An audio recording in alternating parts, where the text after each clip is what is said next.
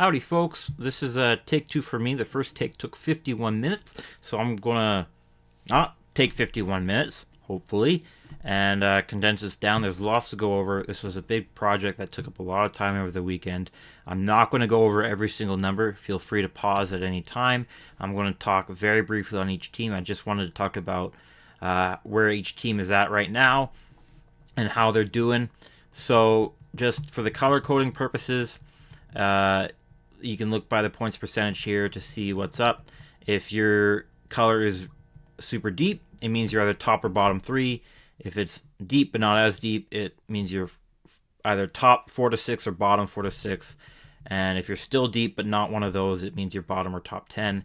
And then the super light shading means you're either top 50 or bottom 50%. Blue for top, red for bottom. And then if it's a bold number, it means you're league best or league worst. And there was some tiebreakers I had to do for points percentage, which was actual wins. So now that that's out of the way, I had to move the graph over because when I looked over and saw that the video was 51 minutes, I saw my camera was also in the way and you couldn't read the top. So let's go into this. This is kind of going to be a bullet round. I'm not going to go through each team deeply. Excuse me. I can maybe later, but this is just a really quick look at it. Again, not going to go over all the numbers. Feel free to pause at any time. Excuse me again. Sorry. I guess I'm burping. But yeah, Vancouver to start. Wow. Great season. Rick Tocchet has to be in the Jack Adams conversation. He's one of two guys that comes to mind. There's quite a few good candidates, but he is one of the top two in my mind. They have some concerns with underlying numbers, and there are alarms that I have been happily ringing as an Oilers fan, but it doesn't matter because they're winning. They're winning more than any other team, and they're scoring more than any other team. They're the only team who averages more than 3 goals per 60 minutes, and they're top 3 in save percentage. So, yeah, I can raise the alarms all I want about Vancouver not getting lots of shots on goal. I can raise alarms about not getting a lot of expected goals for per money puck. But at the end of the day, they don't need a lot of shots when they are making those shots count, when they are scoring 3 goals a game. And they don't need to worry about suppressing a ton of shots when Demko's playing the way he is and when DeSmith has been admirable as the second string goalie. Next is Boston. This makes year 2 in a row for me thinking this is finally going to be a year without them in the playoffs. And not only do they look like they're going to make the playoffs, but they are at the top of the league. Well, they're not typically top this time. They still have the same points percentage as the top team. There is a lot going right there. I thought one of the reasons they drop off because, yeah, losing 2 players isn't a huge thing, even if one of those guys is the heart and soul of your team, Patrice Bergeron, though I think Marchand and others have been good in carrying that on. I just figure, well, every team except the Sharks have a good line 1 center, or at least somebody who can fill that role. Boston does not. They've had guys who have stepped up, but haven't been line 1 worthy, in my opinion. And yet, it's working. At the end of the day, they're winning. There can be concerns about the fact they don't get lots of shots for, and they allow quite a few shots against, but that's okay when you have Pasternak and you have Ullmark and Swayman as your goaltending duo, who, neither of them are going to be playing 50 games, so neither of them are going to be too bothered about having to have a 35 save performance. Next is Winnipeg, who've had their share of time at the top of the league. They're the best road team. Though they have a few more struggles at home, they're still a good team at home. It was impressive that they were able to score without Kyle Connor for a while, but he's back, and so they'll be more dangerous. But their bread and butter has been in not allowing pucks to get into the back of the net. A lot of that has to do with their defense being pretty good, but most of that has to do with the fact that Hellebuck has been in Vezina form yet again. Winnipeg leads the league in save percentage at .921 and have the best goals against per 60 minutes at 1.6. That's incredible. Colorado, it's been a bit more of a bumpy road. Oh, I forgot to mention with Winnipeg, it's interesting that they have bottom 10 point power play percentage and penalty kill percentage. But again, doesn't matter when you're winning. But that could be a point of concern. Colorado, their point of concern is goaltending. I don't think Georgiev's a bad goalie. I used to think he was, but he proved me wrong. But he is getting overworked quite a bit there. But they're still winning because they're still a pretty good team at the end of the day. And McKinnon has been unreal. He's having one of his best seasons, if not his best season. And when it's all said and done, it probably will be his best season. And he could win the Hart. Florida, next. They seem snake-bitten as a team offensively. It feels weird to say that about a team that has a guy that's on pace for 60 goals, being Sam Reinhart. But they actually don't score a lot, despite leading the league in shots for. And so normally that would be a concern, but that's the only red on their bar here because they've been very good on defense. Bobrovsky's been very good in net. I might have raised a few concerns because usually when a goalie at that age plays so much from the year before, he might take him some time to get back into form. But no, he's back. He's still very good. He can steal any game he wants to. Tied with them in points percentage is Dallas. Not too much concerns there. They're a little inconsistent for what you'd hope. Goaltending hasn't been as strong as you'd hope either. But again, at the end of the day, they're winning and they're scoring by committee, and they're playing defense by committee. They do allow a lot of shots, but they don't allow a lot of high quality shots.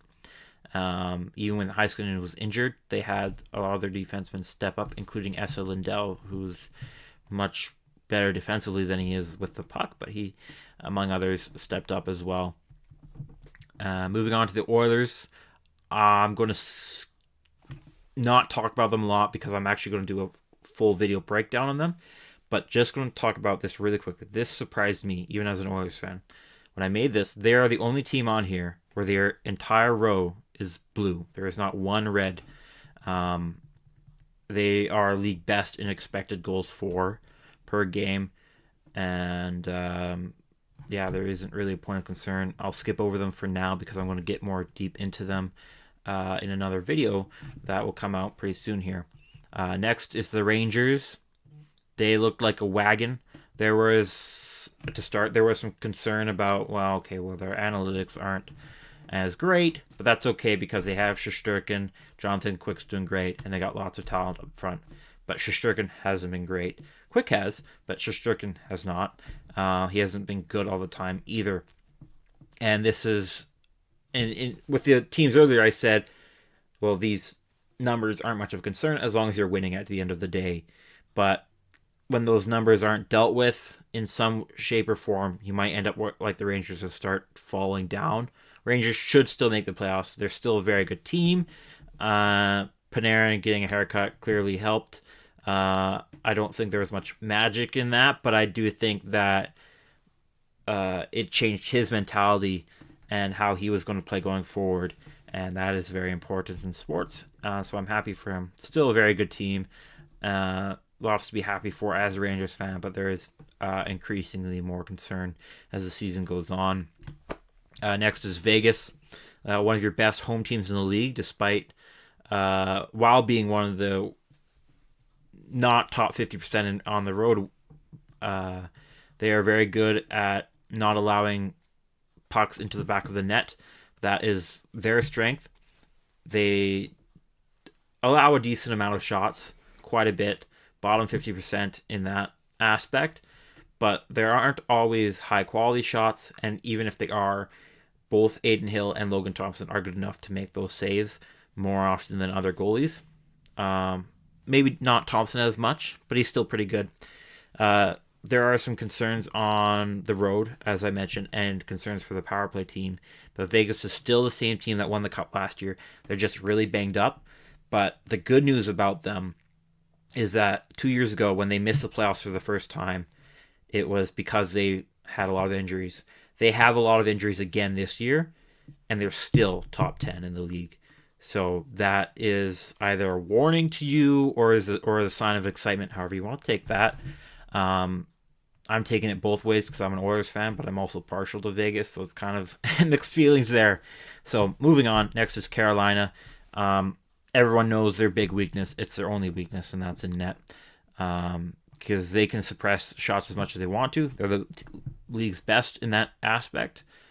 They do not make saves. They have one of the worst team save percentages in the league. Ranta has been really disappointing. I think he's a good goalie, but this year he hasn't been enough. Neither has Kochetkov, who's young. Excuse me, and Ranta is past his prime. Kochetkov did start doing better, and then he got injured. So I would expect them to be really in the goalie market, assuming they don't get some really good news from Freddie Anderson soon. Some other good news is that historically, offense has been their problem, but they are top 50% in goals for and have one of the league's better power plays. So there is that. Moving to Toronto, not going to bother talking too much about them because everybody talks about them.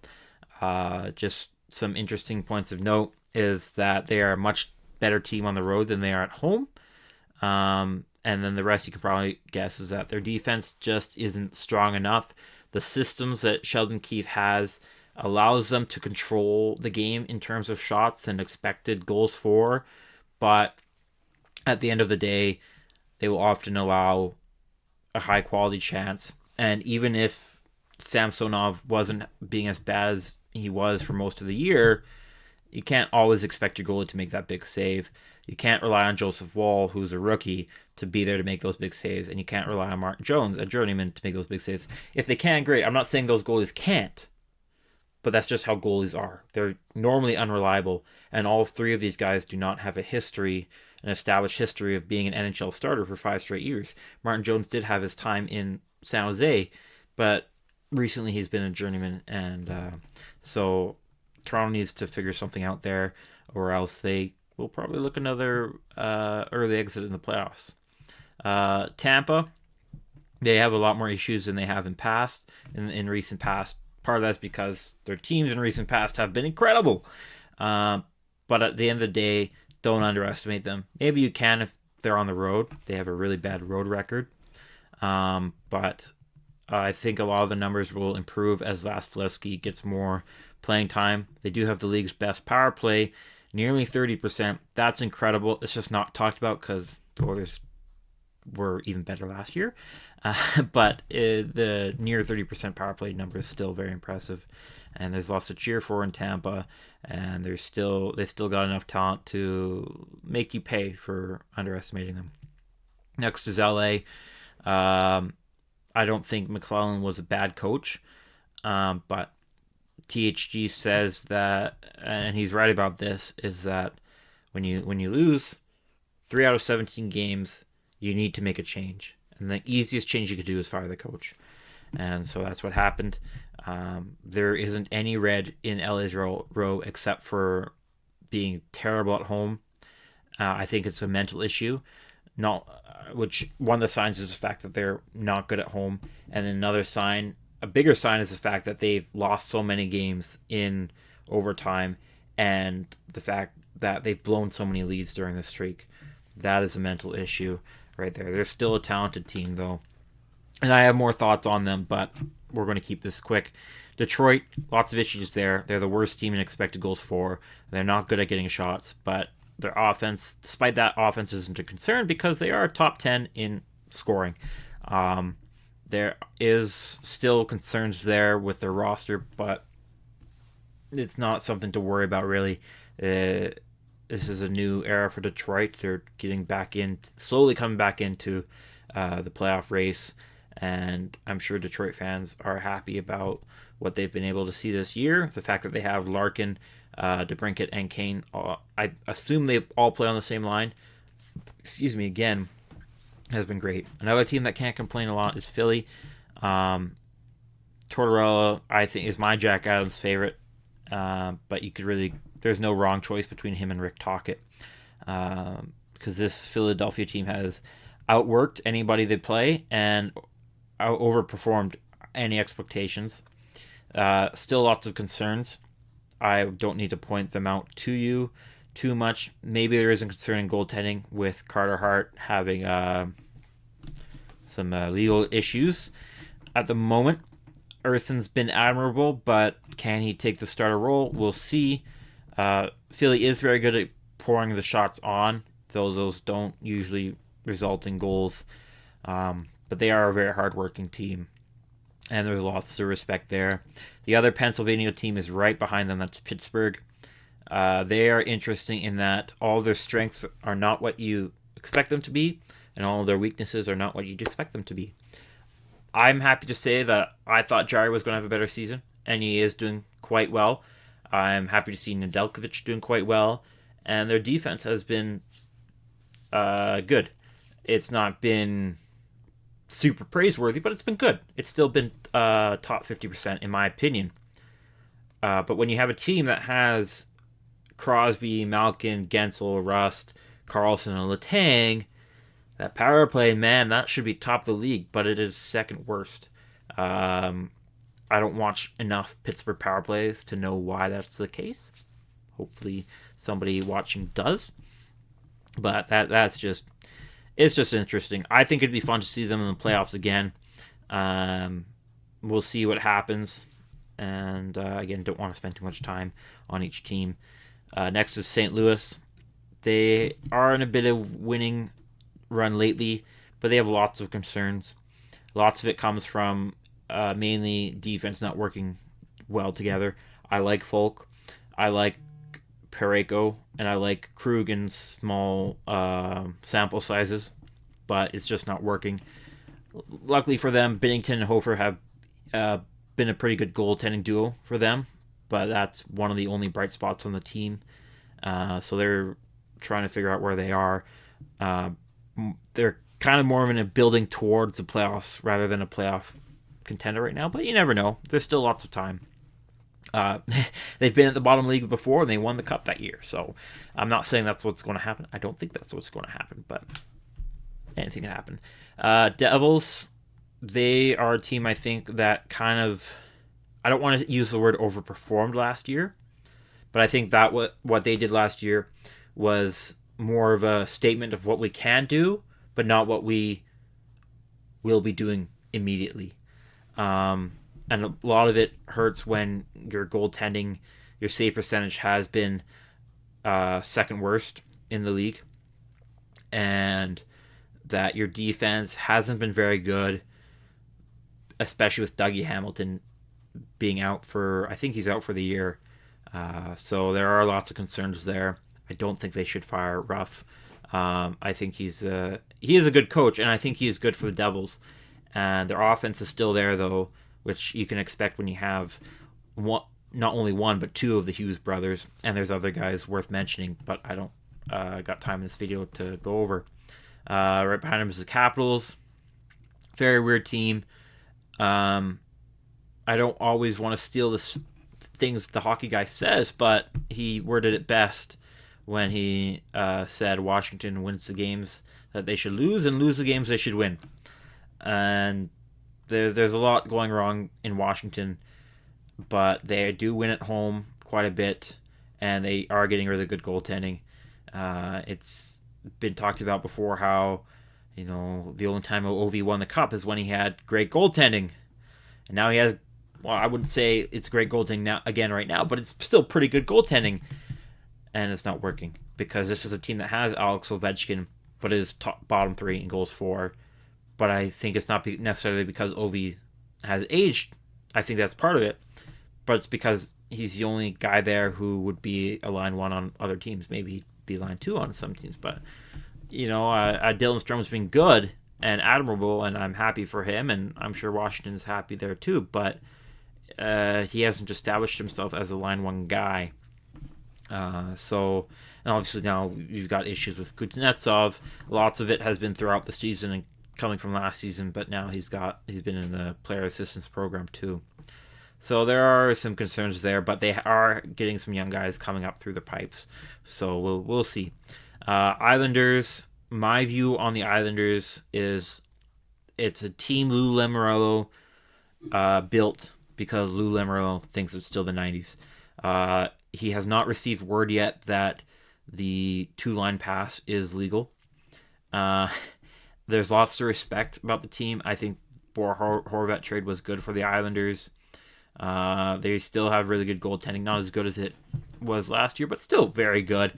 But their defense has collapsed. Their penalty kill is league worst, and normally when that happens, you'd hope, well, at least your offense picks it up a bit, but not really. So I think there's lots of concern in Islanders land, and I'm sure I'm right about that. But you can tell me if you think differently. And if you do, all power to you. I think the world needs more optimists. Next is Nashville. They are one of quite a few teams in here trying to figure out where they're at right now, whether they need a retool or a rebuild. And it's harder to gauge that when UC Saros isn't playing like UC Saros. I don't blame him because he's had a very heavy workload over the last 2 years. But you would hope for more.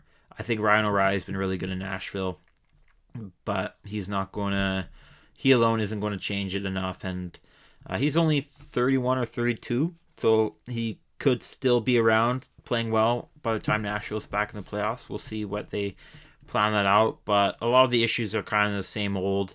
Your defense is really good, but you're not scoring as much as you wish. There's not a lot of guys who are good at converting shots into goals on that team. And now you have an issue with your goaltending, which is unexpected, but isn't a huge concern. Saros won't be like this the whole time. It's not bad goaltending. Excuse me. It's just bottom 50%. Seattle, I think they're in the same boat for different reasons in trying to figure out where they're actually at right now. Decord has given them a lot of hope and a lot of wins. And this is his coming out party and saying, I am a number one goaltender, which we thought Seattle had day one because they had Dreiger and Grubauer. Neither of the guys were long-time established starters, but they both were coming off really good years. And surely at least one of them will work out, but not really. Grubauer to some extent. Dreiger's also had health issues as well. So, but Decord is here, and that's what matters for Seattle. Their defense is pretty good. They're very good at controlling the game defensively, but it's hard for them to get anything started on offense. And like Nashville, they don't have guys whose names roll off the tongue when you think about goal scorers. There are lots of respectable forwards there, but Nashville has Philip Forsberg at least, and I can't say there's anybody on Seattle who is like that. Jared McCann is pretty good, but I wouldn't call him your ideal leading scorer. Same with Vince Dunn. They need to figure something out on offense. Arizona, not entirely. It's weird. They just kind of defy expectations.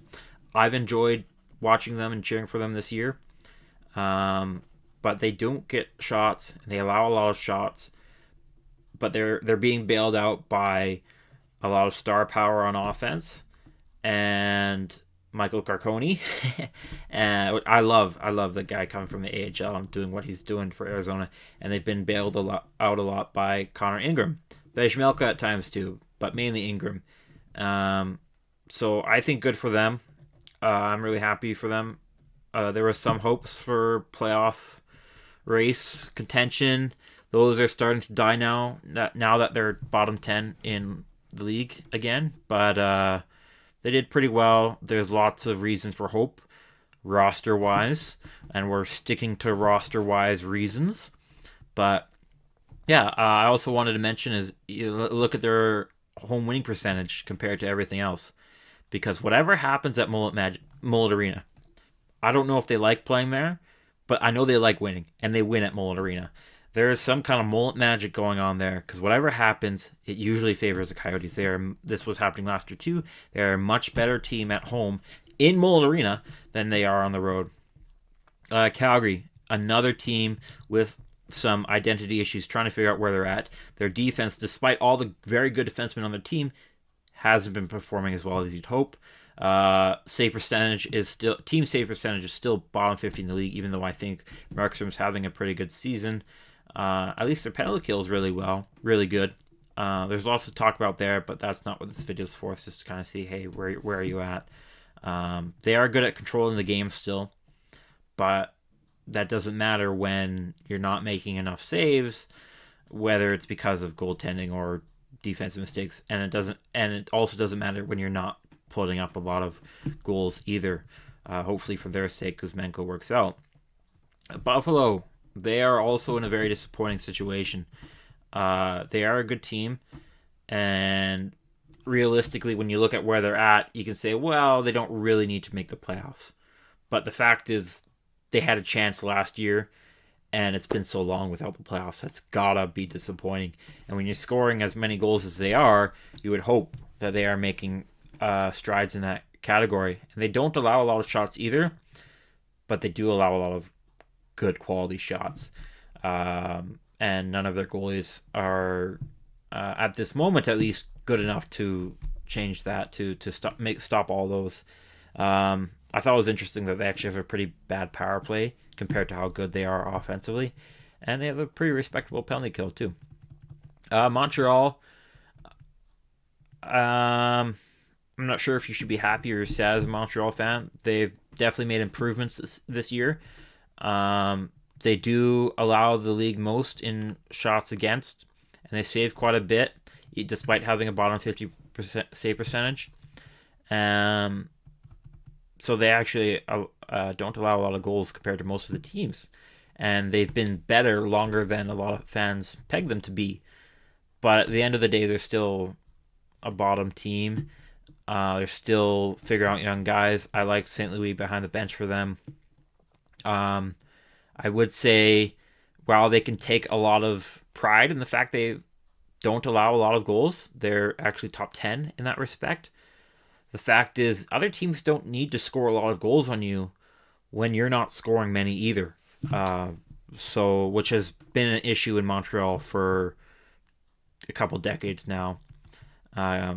Minnesota, they are, obviously you're going to be disappointed when you've been a team in the playoffs for quite a while now, and now you find yourself near the bottom. You're bottom six in points percentage. Your lone hope is that you don't allow a lot of expected goals, so there's that. But at the end of the day, you're not doing much good. You have a pretty bad penalty kill. You're not getting a lot of high quality chances, and throughout this row, you're in the red. But even though Minnesota's been an annoying team for my Oilers to play, I will voice some optimism. I think the fact that they've been able to build the teams that they have had, despite being handicapped by the dead cap from Ryan Suter and Zach Parise's contracts, is really impressive. And I think Brock Faber's breakout season has been awesome and is Calder worthy. We'll see if it's more Calder worthy than Connor Bedard. But it's been really awesome for that. You have Kaprizov, and hey, you might get a really good draft pick too. So Minnesota could be back in it pretty soon. As soon as that dead cap comes off, Minnesota could be really dangerous. But I'm sure it's still disappointing. But that's the name of the game when it comes to Minnesota sports. Ottawa, disappointing is a big word for them, but I'm not surprised. I never took them too seriously.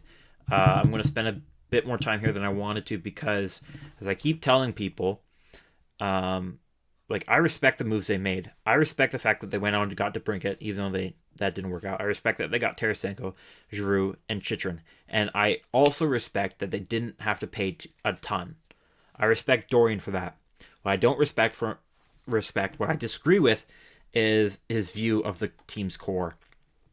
Going back 2-3 years now, when the Oilers beat them, I just watched my Oilers beat the Senators 9 times in the same season. In a league where anything can happen, it's very hard to beat any team, even a bottom team, 4 times in a season. The Oilers beat them 9 times in a season. And after that, after I finished laughing, I had to laugh some more, because Dorian comes out and says, the rebuild is over. What do you mean? You're still at the bottom of the league. What? Are you delusional? Maybe he was. I'm sure if you're watching this, I'm sure you're a good guy, and GM job is tough. I don't, I'd be scared to take that on. So, but he made a lot of good moves, but they weren't in the right order, is what I'm saying. He's building a good core, but he thought the core was more well along than it actually was. And so when he got all these great complementary pieces in Chychrun, Giroux, Tarasenko, they didn't have anything to complement because the core wasn't properly developed. And that's, in my opinion, is the issue in Ottawa. So, but that is my opinion. They are scoring quite a bit, so good for them, but they are also allowing quite a bit, including league worst, actually, in goals allowed and save percentage. Excuse me. And then I'll just kind of summary these 4 teams together. Columbus, Anaheim, San Jose, and Chicago. Bottom of the league. Anaheim is a little disappointing to an extent. You hope they'd make more progress, especially in terms of Zegras. But they are, at the end of the day, still a young team. And lots to be excited for as you go along.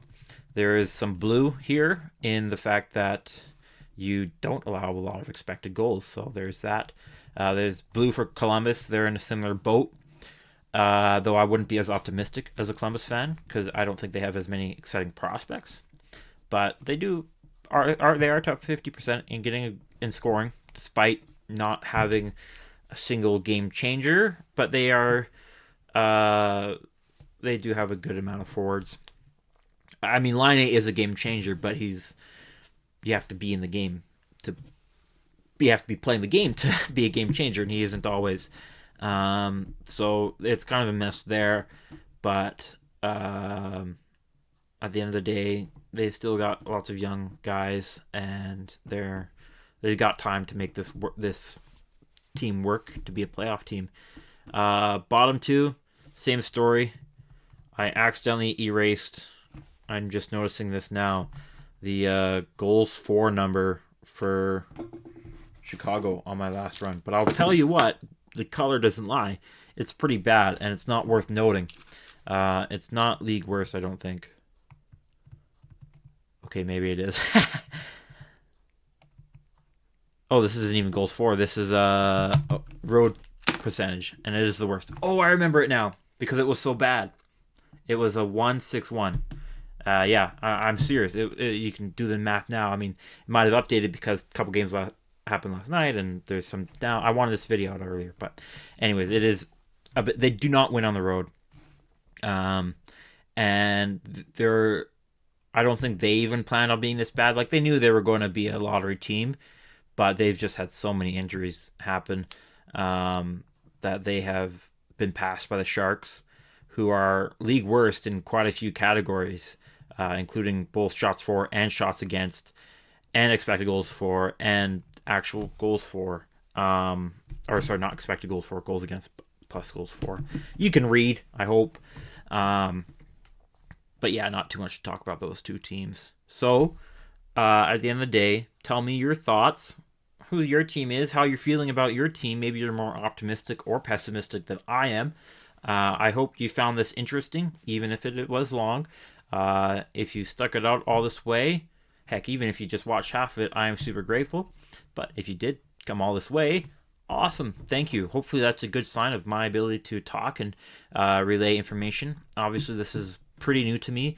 I'm not new to talking, and I'm not new to statistics. I have a passion for both, but to be able to put it out there in a entertaining manner, even if I'm just white noise, that's fine by me. Most YouTubers I watch is just white noise for me. If I can be white noise for you, I'm happy to, and I'm grateful. So again, please like this video. I think if you made it all the way to the end, I assume you did, and so I would hope that you'd leave a like, leave your thoughts too, and hopefully you subscribe as well. I plan on doing more like this, hopefully not as long all the time. And once again, thank you very much. I have a few more videos I want to put out today, and we'll see you around. Have a good one.